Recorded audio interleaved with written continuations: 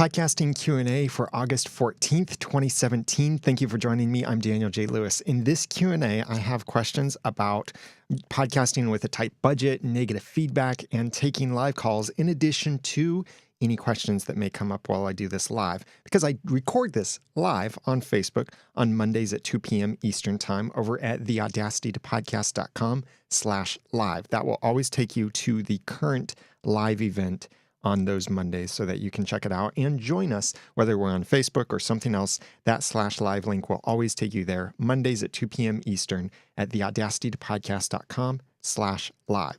So some other questions may come in while I'm recording this, and anyone who's watching live, feel free to comment on this live video and I'll get to your questions when I can. So the first question comes from Garret Godfrey.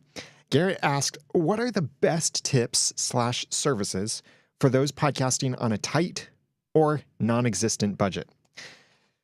Garret, you have to invest. You have to invest something into your podcast because you can't do much if you don't have much to work with. And I know that can seem like a discouraging thing, but I want that to be a challenging thing.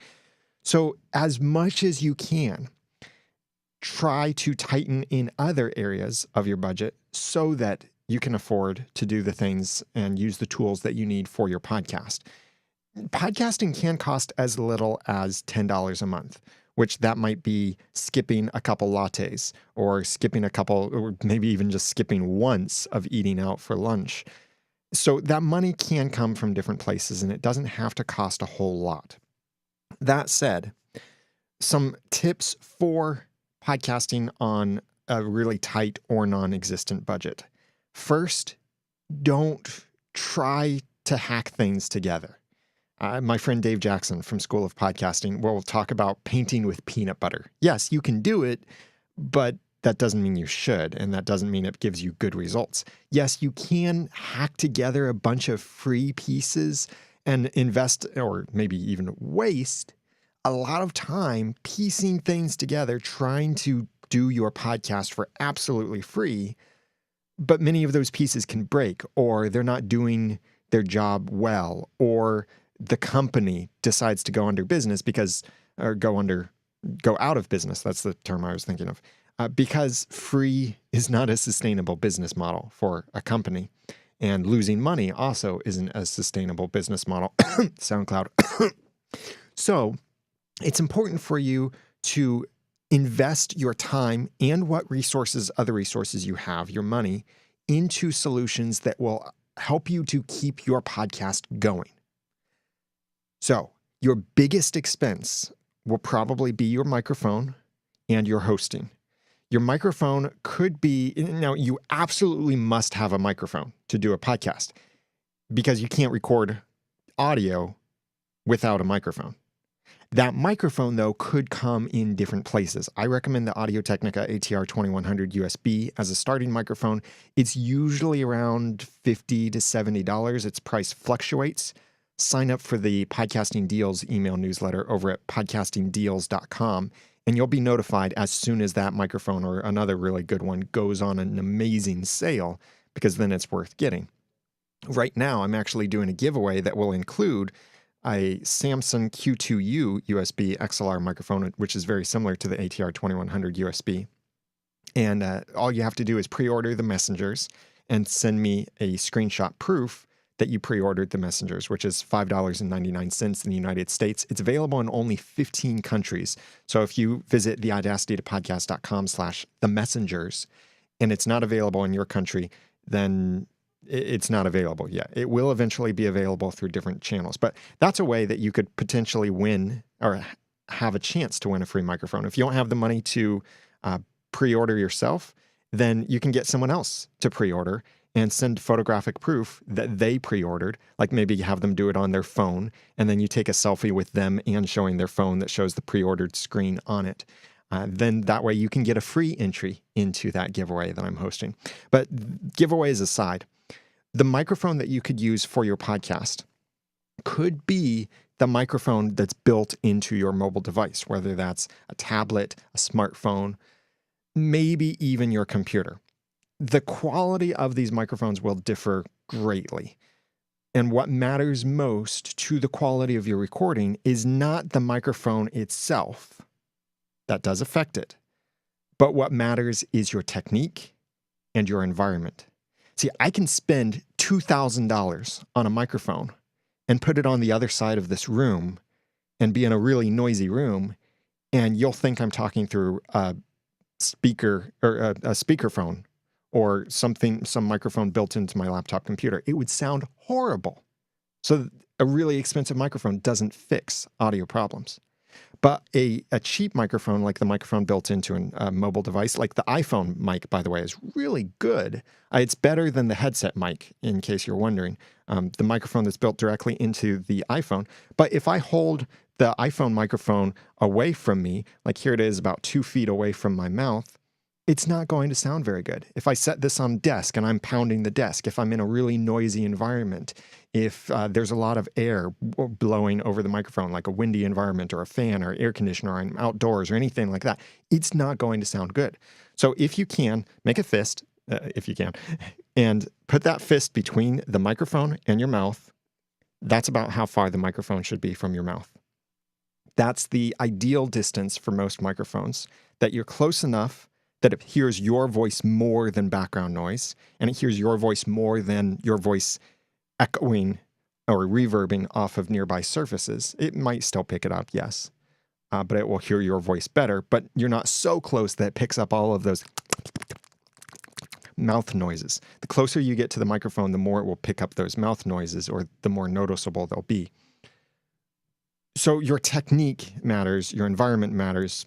If the microphone on your mobile device is all you have, that could be the best thing. You could hold it as if it's a microphone. You could mount it maybe with a desktop stand or set it up on a pillow or something like that so that it's pointing at you. You need to stay that ideal distance.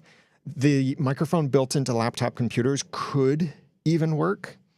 The problem there, a few problems. One, it's a microphone connected to a device with moving parts. Even if you have a computer that has an SSD drive, there's still a fan in that computer. Yeah, some MacBooks, is it just MacBook or MacBook Air? But some of the MacBooks don't have moving parts. They don't have a fan on them. But most computers have a fan. So that's a moving part causing vibration that can make its way into the microphone. And that microphone is often not actually that good, especially compared to a mobile device. And that microphone is positioned in a way not for studio quality recording. It's positioned for just quick, simple things. So most likely for you to sit comfortably in front of your computer, you're going to be 2 or 3 feet away from the microphone, thus introducing all kinds of bad noise into your recording. Try to get close to that microphone. That may mean being uncomfortably close. Maybe you put the laptop up on several phone books. Hey, there's actually a use for your phone book. Yes, use it to lift your laptop computer up several feet, and that could make your laptop closer to you so that you're closer to the microphone, and then try and run as few things as possible on that microphone so it's not making a whole lot of noise. I'm sorry, as few things as possible on that computer so that it's not making a lot of noise for the microphone to pick up. And then that can get you decent quality. So you might not have to spend anything on a microphone. So I said your microphone, but your microphone, whatever microphone you get, whether it's the ATR 2100 or in many other countries outside the United States, the Samson Q2U is much more affordable.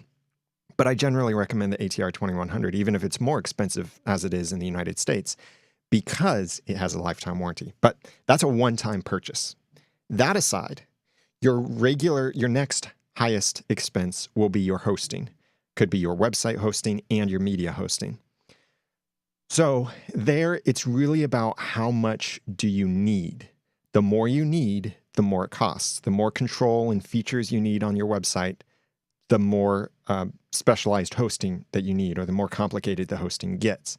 If all you need is a super basic website and simply creating an RSS feed for your podcast so you can get it into Apple Podcasts and other podcast apps, then what I recommend for that, there are two options. One is Libsyn, Libsyn.com, and the other is Blubrry, Blubrry.com, because E's are evil. And either of these places will host your MP3 files for you, and they can give you a super basic website. Blubrry is WordPress based. Libsyn is based on their own system, but it gives you a super basic website, enough that you could get a domain somewhere for $15 a year and point that domain over to your site so that you could say myawesomepodcast.com and it takes them to your site. These sites won't give you massive control over it, and you may not even be able to map it so that when people enter your podcast domain, that's actually the domain they land on. That aside, though, these services will give you a certain number of megabytes that you can upload per month. Blubrry's cheapest plan is $12 per month, and they give you 100 megabytes per month, and they let you go over that a little bit. In the case of an episode being a little bit bigger this particular month, and so you need just a little bit of flexibility. They call that no-fault hosting.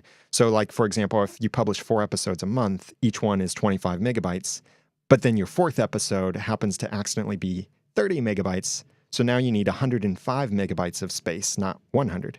Blubrry lets you exceed that limit for an individual file that would already be trying to upload in your space. So it's kind of a flexible limit. So that's $12 a month for 100 megabytes a month that you can upload, and that can be downloaded potentially theoretically an unlimited number of times. On the Libsyn side of things, their cheapest plan is $5 a month and gives you 50 megabytes without stats. Now on the Blubrry side, you get premium level stats. On the Libsyn side, you get no stats for $5 a month. For $7 a month, you get basic stats, but you don't get really thorough stats from Libsyn until you jump up to their $15 a month plan. And then, so if you're looking for the absolute cheapest plan, Libsyn is it. $5 a month, 50 megabytes a month, and you get a super basic website. And the websites you get aren't that bad. They've been significantly improved. Like, look at the story behind podcast.com. This is from my friend Emily Prokop. And this is her, by the way, really nice podcast. She does a great job with this podcast. They're short episodes. They provide certain trivia things. It's really enjoyable. And she's using the basic website that Libsyn gives her. So you can see, oh yeah, the website looks nice. She's able to add her own colors. She has her own subscription buttons there on the site. She has a player embedded. Super basic. And for $5 a month, you get 50 megabytes per month. That may not seem like a lot. So if you want to stay within that budget of storage space, whether that's 50 megabytes or 100 megabytes or whatever that limit is for you, 2 ways to do that. One is release fewer minutes of content, because the more minutes you produce, the more space it will require. The other thing is compress at a lower quality. The ideal audio compression rate is MP3 mono, constant bit rate, 64 kilobits per second, 44.1 kilohertz, 16-bit audio. At that rate, your files will be about half a megabyte per minute. So at half a megabyte per minute on the Libsyn 50 megabyte plan, that means you can upload essentially 100 minutes of audio per month. It's not exactly like that, but that's close enough. So about 100 minutes per month. On the Blubrry plan, with theirs starting at $10 a month, for $12 a month for 100 megabytes, you could upload up to 200 minutes of content. So if you're thinking of starting a podcast and you're trying to do it absolutely for free, don't do 3-hour episodes because you can't afford that. Maybe you need to edit your podcast down so that they're short enough. You could compress at lower quality levels, but below what I just mentioned, 64 kilobits per second mono constant bitrate MP3, below that, it will start to become more noticeable, the quality difference. But maybe you have to do that. And that's a compromise you have to make because you're on a super, super tight budget. Then beyond that, for editing your audio, Audacity is completely free and works really well for editing audio. And it can even make your MP3s for you with the lame encoder, which there's some debate over, but it's good enough for what you need. And there are other tools you can use for free. But I think for only $5 a month, the Libsyn site is good. Ed in the chat room also mentioned his site. He has geekhomeworld.libsyn.com is another example of a Libsyn created website. So you can get something super basic, $5 a month, 50 megabytes, or you could go over to Blubrry for $12 a month and get 100 megabytes a month, and you get a more WordPress-based site that gives you a bit more control over the design and experience of the site. Now, with either of these companies, I can save you a little bit more. Use the promo code Noodle, and you'll get your first month for free on either of those companies. On Blubrry, it gives you your first month free. On Libsyn, it actually gives you the rest of this month, whatever this month currently is, the rest of this month and all of next month for free. So you could get almost 2 months free on Libsyn. But Libsyn, Blubrry, use the promo code Noodle, and you'll get a free month over there. And then as much as possible, look for other areas from your budget, your personal budget, where you can tighten things so that you have enough money to be able to invest in your podcast. Because what other hobby can you really do well for free? Not many of them let you do that. And podcasting, especially because podcasting has the power to change the world, I really don't think you should try doing it for free. So thank you, Garrett, for that question. And similar to this, before I look at the chat room for some of the comments and questions, Jay asked, please recommend a microphone and model from either of these or another at a reasonable price, say under $125. The Samson C01U or the Blue mic, which maybe he's talking about the Blue Yeti, or maybe he's talking about the Blue Snowball. The first thing is both of these are USB-only microphones. And I can never, in good conscience, tell you to buy a USB-only microphone because this locks you in. And it can make certain things much more complicated. I'm not saying avoid a microphone that has USB, but if the microphone can only connect to anything via USB, then you're extremely limited on what you can do. Like if you want to record more than one person with multiple microphones, setting that up on your computer starts to get more complicated. Live streaming that starts to get a lot more complicated. But if you're wanting to use professional audio equipment, also, you can't connect a USB microphone to a professional piece of audio equipment like a mixer for mixing multiple pieces of audio together, like maybe multiple microphones or a microphone and sound effects, a microphone and a collar or anything like that. You can't do that very easily with a USB microphone. And in some platforms, it's not even possible to do. Like on an iOS device, you can't connect multiple USB microphones. You can only connect one at a time. So I cannot, in good conscience, tell you, buy a microphone that's USB only. Now, for anyone else listening who is looking at their microphone right now and thinking, but this one's USB only, that's okay. You don't have to change yet. But if you want to expand your podcast in the future, like get more guests, co-hosts, do more things with the live stream or anything like that, replacing your microphone might be something you'll have to consider. So instead of a USB-only microphone, I recommend one that is USB and XLR. XLR is the professional audio cable connection that most microphones can use. I'm talking into an XLR-only microphone, but I'm using also professional audio equipment. So a microphone that has both USB and XLR means that you can plug it directly into your computer via USB. You can plug it directly into certain mobile devices via USB. And if you have professional audio equipment now, or you get any in the future, you can connect your microphone to it as well. So the microphones that I recommend for that are significantly under $125.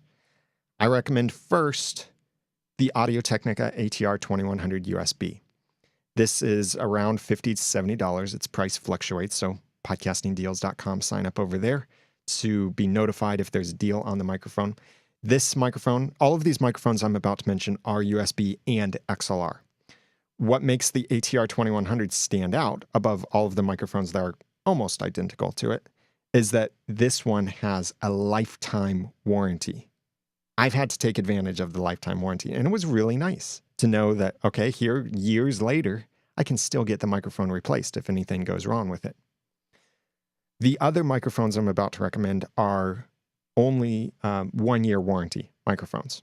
But these other microphones sometimes are cheaper than the ATR 2100, or especially in the case in other countries, they're significantly cheaper, or they may be available where the 2100 isn't. The Samson Q2U is nice, and they've recently changed their pack that comes with the microphone. It's no longer a microphone with super cheap headphones that you basically have to throw away. It's a microphone that comes with a desktop stand, a little 4-inch riser to that stand so the microphone can get up closer to your mouth. It comes with a windscreen, which is this little thing you put over the end of the microphone to prevent those plosives, the popping sounds from bursting into the microphone. And it comes with an XLR cable, USB cable, and it's around $60 in the United States. Differently priced in other countries. Sometimes it's the ideal choice outside of the United States. There's also the Audio-Technica AT2005, which is almost identical to the ATR 2001 USB. But the 2005 can sometimes be a little cheaper. It looks a little nicer. It's black. But it also has only 1-year warranty. And then the other one is there's a Knox, Knox microphone that is essentially the same as the ATR 2100. It very much looks the same. It might have slightly different internals. I call it a Knox off because clearly they're designing it to look like the ATR 2100 USB, but it's kind of a knockoff product. However, many people are reporting that it sounds about the same as the ATR 2100 USB, and it's often priced much lower than that. But you don't get a lifetime warranty, and the company behind it is probably a knockoff company that may not even be in business later on. I don't know, but so bear that in mind. Keep that in your mind for caution with that microphone. So all of these microphones are significantly under $100. They're future-proof because they have XLR. They sound good. They have a cardioid pickup pattern, which means they pick up primarily in front of them. They're dynamic microphones, and they sound pretty good. A lot of popular podcasters use those microphones for their podcasts, and you wouldn't know they're using a $50 microphone. So that's what I recommend on a tight budget, one of those microphones or multiples if you need multiples in the future. And those sound good. They work great. They're future-proof. They're very affordable. The Samson C01U is a USB-only condenser microphone. And the Blue microphones, like the Blue Yeti, the Blue Snowball, are also USB-only condenser microphones. But they're very prone to user error. There are a lot of myths about dynamics versus condensers. So it's not a problem with that, really. The problem is... like with the Blue Yeti, for example. A lot of people think you're supposed to talk into the end of it, like I'm talking into the end of this, but you're actually supposed to talk into the side of the Blue Yeti. There's a mode switch on the Blue Yeti that if it's in the wrong mode, your audio will sound horrible and very reverby and echoey and such. So it's so prone to user error, and it's so massively huge, too. It's a weapon, practically. It's about the size of my head. And this thing is big, takes up a lot of space, and the desktop stand that comes with it lets vibrations through. So if you're typing on your keyboard, then that can be picked up by the microphone. So there are all of these little caveats to using the Blue Yeti or even the Blue Snowball properly that I'd really just say save your money because these other microphones cost less. Get one of these other microphones. They'll be far less prone to user error. They'll be much easier to use, and they'll sound just as good and be much, much more affordable. Like the Samson Q2U, you could buy 2 of them for $120. Sometimes the Audio-Technica ATR 2100 has been as low as $35. When that happens, buy as many as you can afford because that's almost like the stock market. You could very easily resell them. Probably on especially podcasting groups. Like if you say, hey, buy this for $45 and then you make a $10 profit on them. So thank you for the question, Jay. Going over to the chat room, Mohamed said, according to your experience, which one is reliable in the long run? And that was within the context of talking about Blubrry versus Libsyn for your basic website. So for either of these, they're both reliable. These are both podcast hosting companies that have been around since the early days in podcasting. And both are supremely concerned about your ownership of your podcast.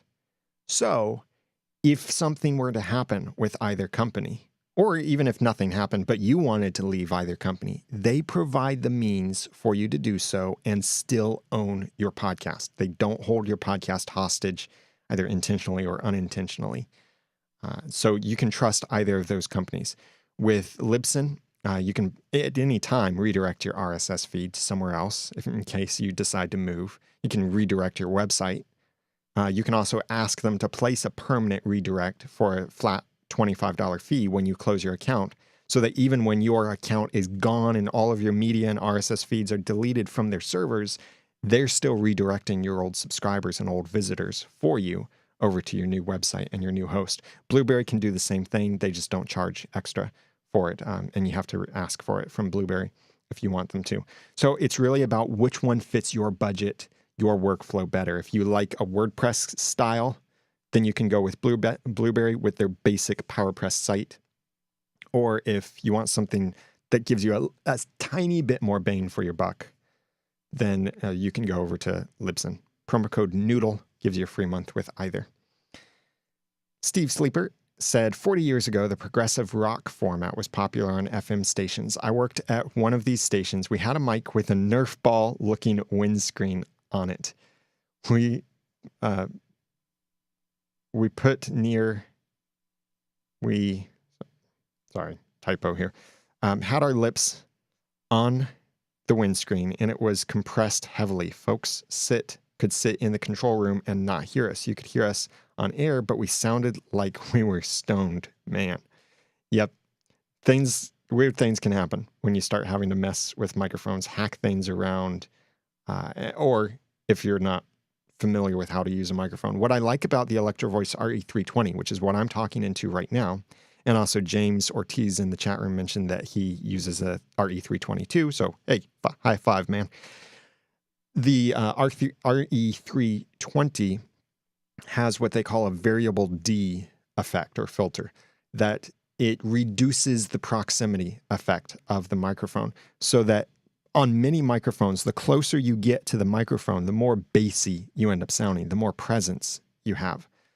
But on the RE320, RE20, RE27, Electro Voice designed them with variable D filter, which just does something so that when you get closer to the microphone, it's not as much of a bass boost.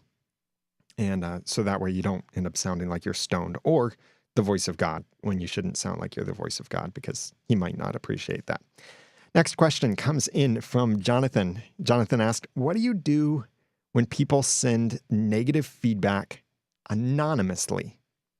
And he also added to this, especially when they're continuously sending negative feedback episode after episode after episode. First of all, when you receive any kind of negative feedback, I know it will hurt a little bit. You need to look for what can you learn from this. I had an instant just this last weekend where someone joined one of my services and they were violating the terms of service on that service. So I sent them a series of emails to really assume the best about them, like assume that they didn't see the limitations of the plans and such. So I'd send them an email, then a few days later, send them another email if they hadn't responded or hadn't upgraded yet. And a few days later, send them a reminder email, giving them one last chance to upgrade before things have to be taken care of. And in each of these, trying to assume the best about them. But somehow it just, maybe someone was having a bad day, but it rubbed this person the wrong way. And so they sent some long feedback to me, criticizing certain aspects of this and saying that I was rude, saying these certain things, and that I was like immediately trying to sell them on something and certain stuff. And I think there were some faults on both sides. So I'm not saying I'm totally innocent. I can't say they were totally innocent. They overlooked some things. And the big important thing, though, is in this negative feedback where this person, I don't think they'll ever come to me again. I think I've lost their respect. They don't like the way that my business is run. They don't like the way I define things. They don't like the certain processes and deadlines that I have to set up in order to maintain a business. So I don't think we'll ever do business together. I have to be okay with that. And I have to be okay with the fact that not everyone is going to like me. And some people really, really hate me too. I've received some horribly nasty stuff, threats even. And just recently, this last week, received a really hateful comment on a video of something else I did. But in all of the feedback that you receive, negative feedback, as much as it may hurt to look at it, you have to first just pause. Don't try to respond to the person yet. Look for what can you learn. What are they revealing? What kind of blind spots are they pointing out that you might not have realized you had in yourself? In my next episode of the Audacity to Podcast, I talk about, which we'll be publishing on August 15th, 2017, over at theaudacitytopodcast.com. I talk about what does it take to make your podcast better. And one of those things is other people and critique. You need criticism. You need constructive feedback. You need other people who can see stuff that you don't see in yourself or you don't see in your own show. And that could be what's in the negative feedback. So even if the negative feedback is super harsh, lashing out at you, calling you names, attacking everything, attacking your dog, attacking your mother, attacking your face, attacking everything, look carefully for what can you learn from this? What's something that you might be able to improve from this? Also, try to look for what is this person actually saying? Like, maybe it's not that they're mad at you.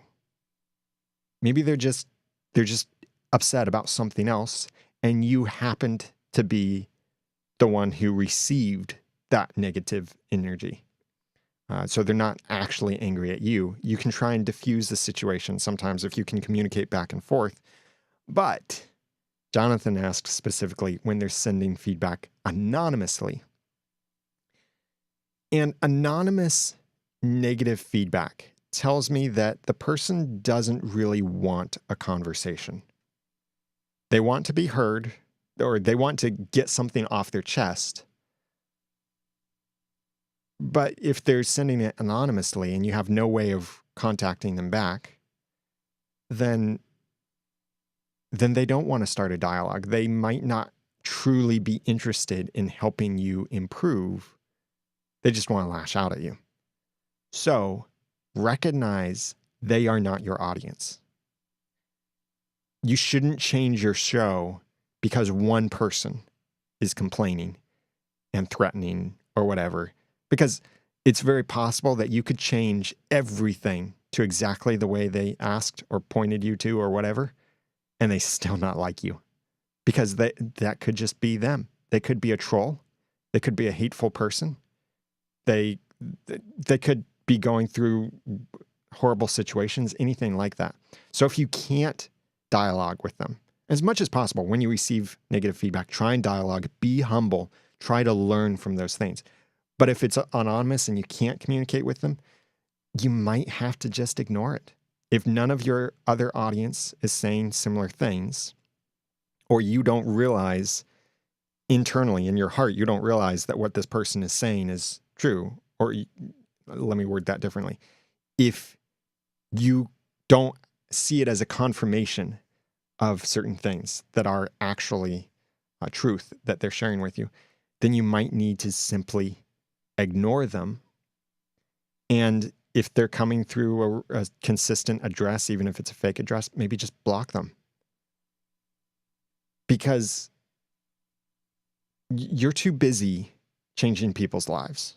You're too busy working on making great content that connects with the 99.999999% of your audience. You're too busy helping them, encouraging them, making them smile, inspiring them, motivating them. You're too busy with that and succeeding with that than to be brought down by someone who has nothing but hate, hate, hate, hate, hate, hate, hate. So please don't let it get you down. You might have to just shut it off. You recognize it, or maybe when you're reading their feedback, you realize, oh, this is horribly negative, and just you stop reading right there, and you realize, I can't deal with this right now because I'm too busy helping other people who do appreciate what I'm doing. Mohamed said, but it could happen that negative feedback be useful for you? But could it happen that negative feedback be useful for you, but in a hard way? Certainly, yes. Negative feedback can give you that, oh, I'm going to be so politically incorrect when I say this, but it can give you that spanking you need, that correction, that reproof that you need in order to do things right. He says, I don't mean the hated ones, but the ones that address your process or contents. If you may give an example, that would be awesome. Well, with this thing that happened with me recently, where a potential client did not like the way that my business runs and the policies that I uphold and such that are required for my business to run. So I told you, they said that certain things were rude, that it was pushy, and certain stuff, and that the last correspondence was basically my acknowledging that I realize we've somehow gotten off the wrong foot. What can I do to fix this? So now I've put the ball in their court, and I'm waiting. Well, that's a sports analogy. Now it's on them to let me know what I can do to try and rectify this. But it might not be repairable. Nonetheless, I looked back at my process, and now with their perspective thinking, okay, they consider this rude. I looked back through my process and thought, and looked at it through that perspective. What's coming across as rude? What can I change to not seem, quote, rude, unquote? What can I word better? What can I say more diplomatically? What can I do so it doesn't seem like, you are such a bad person, you violated the terms of service, respond and repent now or else die? It does not sound at all like that, by the way, in my emails. But where can I balance things? Where, yes, I'm being firm enough to say, these are the terms, you need to adhere to these terms. But at the same time, no, not but, and at the same time, being loving, being gentle, being respectful. So I found certain ways that I can tweak the language to account for maybe they overlooked something. Maybe they were so busy and stuff like that, so that I could improve the process, give them more time between the first email and the second email. So it's not like on day one, they received the first one, and then 2 days later, they received the second. Give them a little bit more time so that if it's the weekend, they're busy, anything like that, they've had more time to think it through. So I was able to learn from it in some ways to make some minor tweaks to the process, that I'm not doing that to win them back, because they're, in a sense, a lost cause. That sounds bad. They're probably not coming back. And I would be wasting my time. I would be wasting the time of all of my other loyal listeners, fans, customers, and such by trying to chase that one. Okay, this is not the parable of the shepherd and the one lost sheep, because we're not talking about salvation here. Someone turned away from the faith. But I would be wasting too much time going after one when I could instead improve the process so that the next 100 or next 1,000 people who go through that process will receive something that's better. It's the same way for your podcast. You're not going to get that one person who hates you to ever come back and listen to your podcast. I mean, they might. There are those kinds of people that I don't know why, but they'll listen to things they absolutely hate. They'll listen over and over and over. They're a fan. Even though they're very hateful, they are a fan if they're still loyally listening. But you should instead focus on serving those you do have. The 99.9999999% of your audience that does appreciate you. How can you serve them better based on the negative feedback you received from someone else.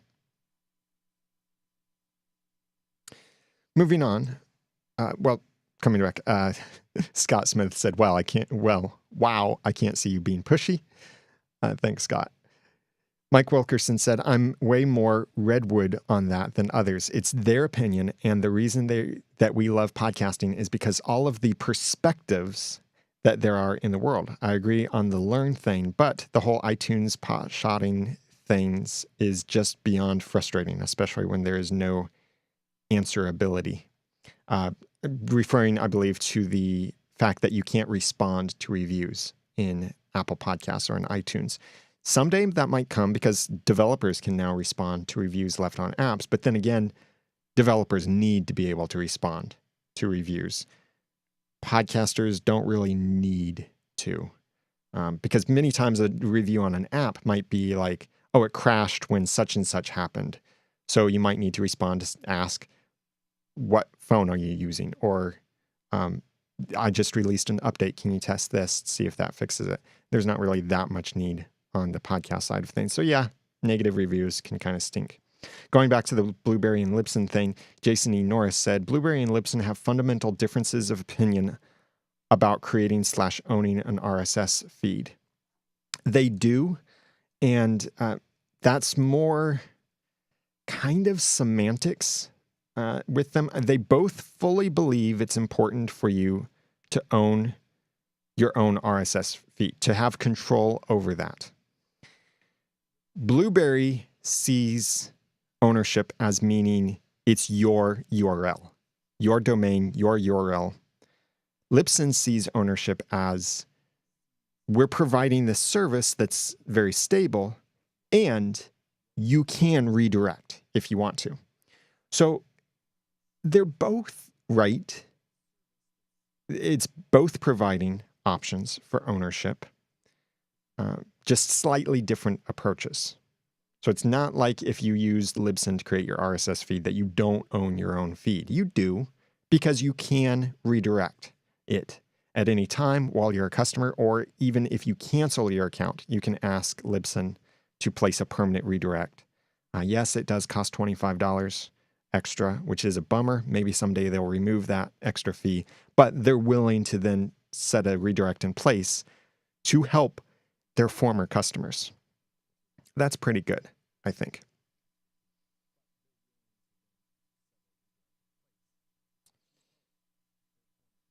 Back to the final question that I received is from Megan. Megan asked, do you have a software you recommend for taking live calls and having someone screen the calls before placing them on air? This can be tricky. You need special setup to be able to make this happen on the technological side of you hearing the caller.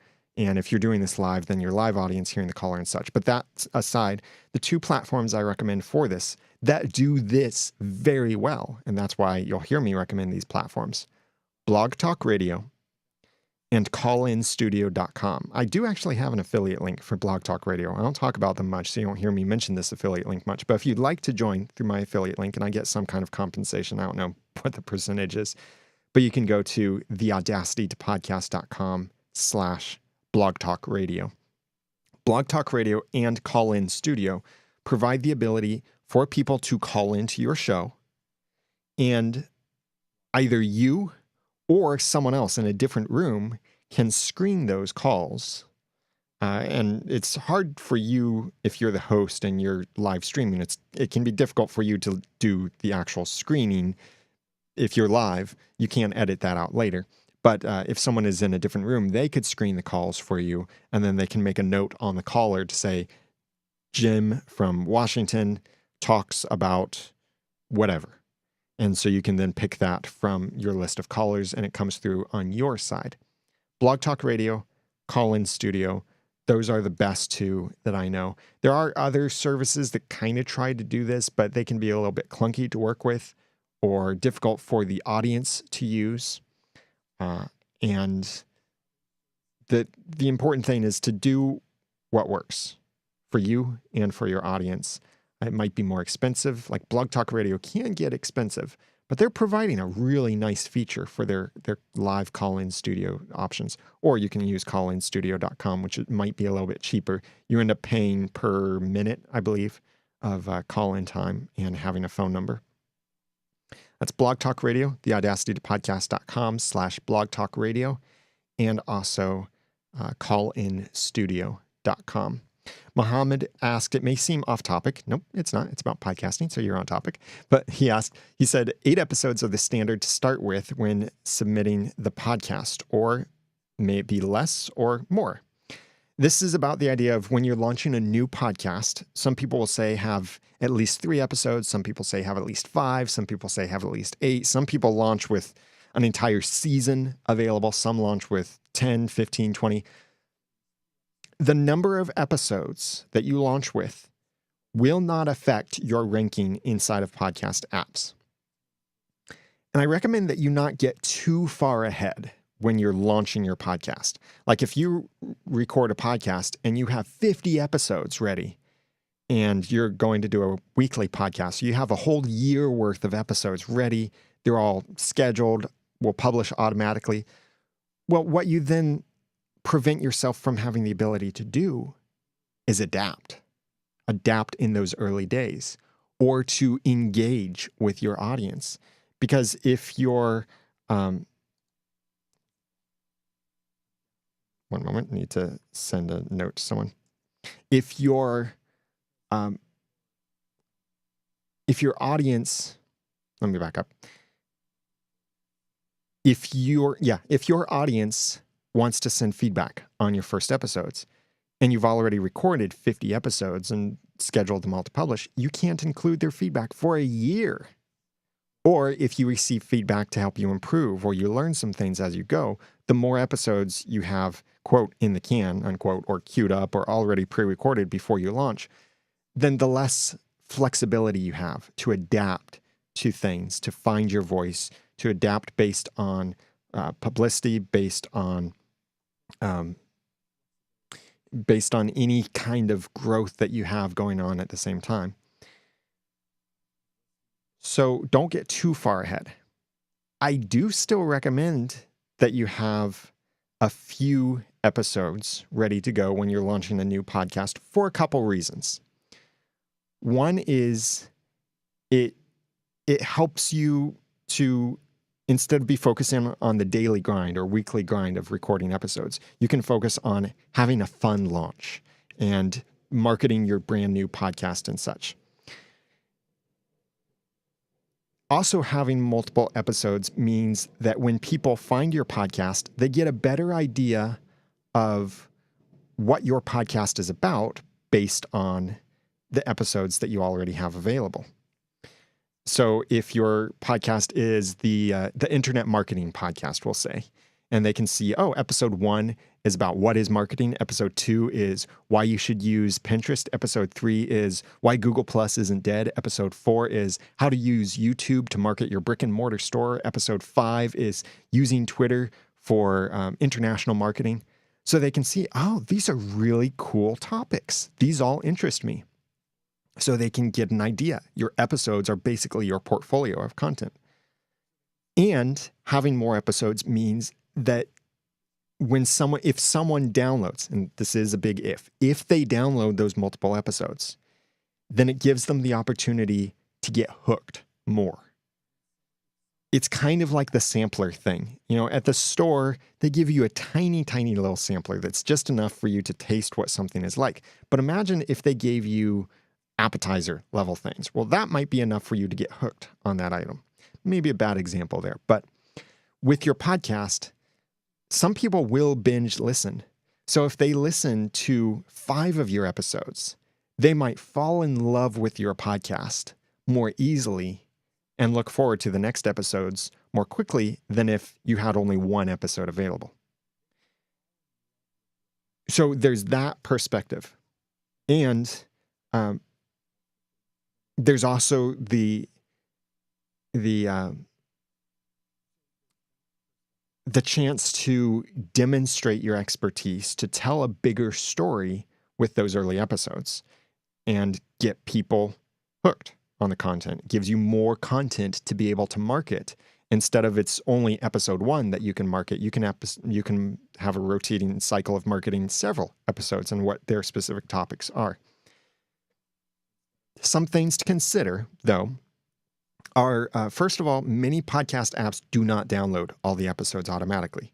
So if you launch your podcast with 5 episodes, by default, by default, in most podcast apps, episode 5 will be the one and only episode that's downloaded and the first episode people hear.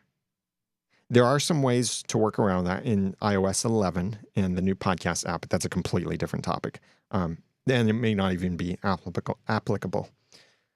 Something else to consider. So with your 5 episodes, if it's really important for them to hear episode 1, but the latest episode is 5, they might never hear episode 1. So it might be important for you in those first several episodes to refer back to episode 1 for the foundational information that you're sharing or the value that you share in episode 1.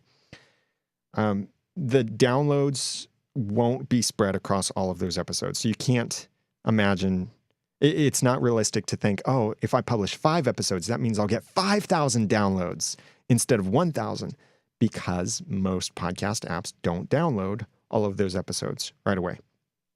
The other thing that can be a slight negative is that because we sometimes take a few episodes to find our voice and to get good at things, you might have recorded several episodes that where you haven't quite found your voice yet for your podcast, your style, and those are the episodes people are hearing. And they're hearing this over and over and over. So it might seem like, well, you're not actually improving because your episode 5 sounds just as bad as episode 1. So these are things to consider. The main point is there is no rule to say you have to publish a podcast with at least 5 episodes or 3 episodes or 8 or 20 or whatever, or you have to publish an entire season all at once. It's really about what works best for you and what serves your audience the best. Don't try and hack things together to be able to try to get into the mythical unicorn magic of iTunes New and Noteworthy or to get popularity or certain things like that. Just publish it. Especially the other big detractor is if this is your first podcast, recording 1 episode by itself might be overwhelming enough, but trying to record 5 episodes and launch without hearing anything from your audience, without knowing anyone is listening, that can be overwhelming. So it can hold you back from launching because you have made such a big load for yourself. Instead, consider launching with 1 episode. You improve a little, adapt, then record episode 2. Improve a little, adapt, record episode 3, and so on, and continue to grow and improve your podcast. And you got to listen to the next episode of the Audacity Podcast, episode 318, which talks about what does it take to make your podcast better. That's coming out soon at theaudacitypodcast.com. Final questions here are coming from the chat room before I go, because I want to get back to working on reopening Podcasters Society, coming out very soon. Mike Wilkerson said, am using PowerPress currently, which hasn't failed me, but 2 WordPress installs now have, which equals feeds get foobar / disappear too. I'm wondering if you know if there's an RSS generator program / process that allows us to make the feed reasonably quickly to bypass the it's all connected doomsday. There is a program called Feeder. Some of these programs are so old, though, that I don't know if they support semi-newer standards, let alone the new iOS 11 tags. So there are ways that you could make your RSS feed with something else. They're not always reliable, or I wouldn't put your faith in them. See, the thing about being on the internet is, as much as we talk about control and ownership and stuff like that, you will always be at the mercy of something else. Even if you run your own server your own power grid, you have your own internet gateway, you have your own software that you've programmed all completely yourself, and it's there in your home, and you're solar powered or anything like that. You're completely off the grid for hosting your podcast. Even then, you're still relying on the internet backbone, you're relying on DNS, you're relying on routers, you're relying on gear on the internet. So you're always relying on something else. And thus, you're always going to forfeit a little bit of control over some part of the process. I mean, it's kind of like I can be the safest driver in the world. But what about the driver next to me, or behind me, or in front of me? I have to rely on them to also be the safest drivers in the world. Because it's not totally, my safety is not totally dependent on myself. I always have to depend on others. So you have to give up that idea that you can have 100% absolute total control. It's really not possible. So there, in the potential doomsday scenario where, and this has happened before, where badly run companies like Mevio, probably SoundCloud, and other companies have disappeared literally overnight, or pretty close to overnight. So a couple ways that you can work around that to protect yourself from those things. It doesn't mean you have to have your own RSS creation tool. The most important thing is that you have the ability to redirect your feed to somewhere else. And what can be helpful is if you somehow get a snapshot of your feed, which could be as simple as you paste your feed URL into your browser, you copy and paste that into a document somewhere and just save that as a backup. And you do that once a month or something like that. That can be a way that you can help protect yourself. So if you need to recreate that feed elsewhere, or if you even just need to save that as a file somewhere on the internet that people can download, that can work for you.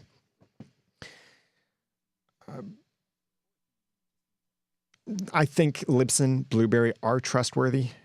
With the PowerPress plugin, it's so well maintained that and there's a business behind PowerPress. There's a business, Blubrry, Raw Voice, a profitable business running behind that. And they have an interest in seeing that plugin continuing to work because of the service it provides to the community. But even if that company disappeared, someone else could pick up PowerPress and continue developing it. Or if the company went out of business overnight, that doesn't break your plugin. Yeah, if you host your media with them, it might break your media hosting, but you could just upload your media to somewhere else. So you have to trust somewhere. You have to trust someone. You can't be in absolute total control yourself. And even if you want to get extremely manual in all of these different things, is it really worth it to you to spend all of this time trying to learn these things, do it yourself kind of stuff, when that's pulling you away from making great podcasts? It's pulling you away from spending time with your community or spending time with your family or having a nice life. Some things are cross that bridge when you come to it. Other things are at least know how you're going to cross the bridge when it comes, if it comes. And you have to trust somewhere. Paul Shael, I'll just say Paul C asked, said, Aphonic, when would you click save as opposed to produce? I've put in all the bits and pieces, but don't know which button to press using the cloud version. Thanks. Paul, there's actually going to be an Aphonic course coming from me, probably later this year or early next year. But that aside, the save is, I'm not as familiar with the cloud version yet. So far, I've been doing most of my research and testing on the desktop apps, so I can't speak to this completely. But the way I think it is save is saving your settings, saving the presets, saving that particular file in its state or that particular project, whereas produce is then exporting it, creating the final MP3, WAV, whatever format it is, and publishing it to the different places that you've told it to publish. You might have the option to save as an MP3, whereas Produce then sends that MP3 out to all of the places that it's set up to do. You probably need to talk to their support to get more information about that, because at this time I haven't gotten into Aphonic Cloud in my research for my upcoming course. I see a lot of praise for Blubrry in the comments. That's great. One last thing here. Mike Wilkerson said, iTunes legend / Mythville. Quote, if a subscribed listener has 5 episodes unlistened to, the 6th will instantly / automatically unsubscribe them from your program. True, false, something in between? This depends, and this is different for different programs. Using Apple Podcasts as the main basis for this. In Apple Podcasts, if a listener has not engaged with one of your latest 5 episodes or 5 episodes of your podcast, then it will pause their subscription. It doesn't unsubscribe them. Well, actually, what it does now is it first, I think even Overcast does this, it will stop downloading new episodes, but it will still check the RSS feed for new episodes. If after that, there's some other second stage, which I forget the exact details right now, but if they still don't engage with an episode, and engage means play an episode, deleting an episode does not count as engaging. So if they have not played an episode then for even longer than that, then it does completely pause their subscription. So it stops downloading new episodes and it stops checking for new episodes until they press play on any of those episodes. And then it resumes downloading, it resumes checking for new episodes. And this is a good thing, actually, because this means that we can see trending data for podcasts. You subscribe to magazines, maybe, or newspapers or something like that, and they'll keep sending you a magazine regardless of whether you ever touch the magazines they send you, let alone read them. They can't know whether you read them. It's just like right now in most podcast apps until iOS 11 is released and Apple releases the new podcast analytics they will offer. You can't really know whether someone listened to an episode. But you can see the trending information. So unlike a magazine where they can't know whether you engage with the magazine at all after you receive it, with a podcast episode, if you engage with the episode, if you play an episode, then you'll maintain your subscription and new episodes will be downloaded after that. So if you continue down, if you see a subscriber, kind of in theory here, if you see a subscriber continuing to download episodes, then that means they're continuing to consume episodes. So if your subscriber number is staying the same or going up, generally they should always be going up, but at different rates. But if it's staying the same or going up, then you know people are consuming the episodes. That's the trending data. Which direction in general are things going up, staying stagnant, or are they going down? If you see the numbers going down, that could be for many different reasons, of course. But one of them could be, especially if you do like a daily podcast. Let's say you do a daily 3-hour-long podcast. It's going to be very difficult for people to stay current with all of your episodes. So you might see your trend go down every now and then because it's really difficult for people to consume those episodes. And they can fall behind really easily. And so therefore, Apple Podcasts and some other podcast apps will pause the subscriptions. Nothing will actually unsubscribe them from your podcast. By unsubscribe, I mean make it so they can't download new episodes at all, ever, and removes them from your app. Even if your podcast is kicked out of Apple Podcasts or the iTunes catalog, that doesn't kick the podcast off of your subscribers' podcast apps because they're connected directly to your RSS feed. So yes, it is true that the 6th episode could mean that their subscription is paused or downloads are paused, but they're not unsubscribed. And all it takes is for them to press play on one of those episodes, and then it resumes their subscription and resumes downloading. That's it for now. I actually went longer than I anticipated going, but thank you very much for the great questions, great comments in the chat room while I was doing this Q&A. I record these live on Mondays at 2 p.m. Eastern at theaudacitytopodcast.com/live. Podcaster Society reopens this week, the week of August 13th, 2017. So if you joined the waiting list, then you're going to get a special offer. The waiting list is now closed, actually, to new participants to join that. So just keep checking the website, podcastersociety.com, if you're interested in joining a community that's focused on everything after episode 1. So it's no longer the conversation about how do I start an RSS feed, how do I get an iTunes and such. It's about how do I make my podcast better? How do I improve? How do I grow my podcast? How do I profit from my podcast, even if profit doesn't mean money? And we cover so much more through courses, tutorials, training, conversations, a lot of awesome stuff. That's over at podcasterssociety.com, reopening this week. I hope to see you at Podcast Movement. I'm Daniel J. Lewis from theaudacitytopodcast.com. Thanks for watching.